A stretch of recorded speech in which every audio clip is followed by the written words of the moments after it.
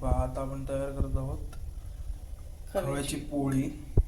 ह्याच्यामध्ये खवा आपण चुरून टाकलेला आहे आणि साखरची पावडर केली, पिठी साखर ते टाकलेली आहे आणि वेलची टाकलेली आहे. ह्याला आता आपण मिक्स करून घेऊ.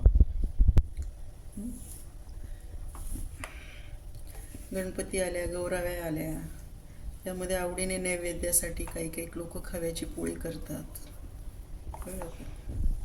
जसं भरतो ना आपण तसंच भरायची पोळी आणि सगळीकडनं असं पॅक करायचं. कणिक टाकली तर पोळी फुटत नाही.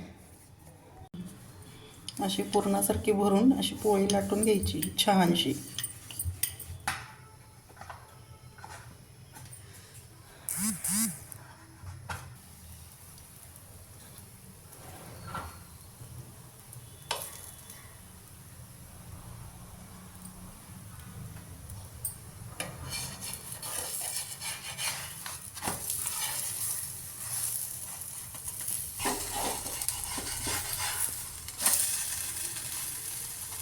अशी छानशी भाजून घ्या.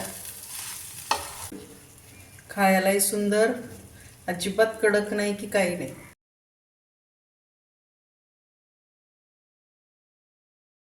व्हिडिओ आवडला असेल तर लाईक करा, शेअर करा, सबस्क्राईब करा आणि कमेंट करा.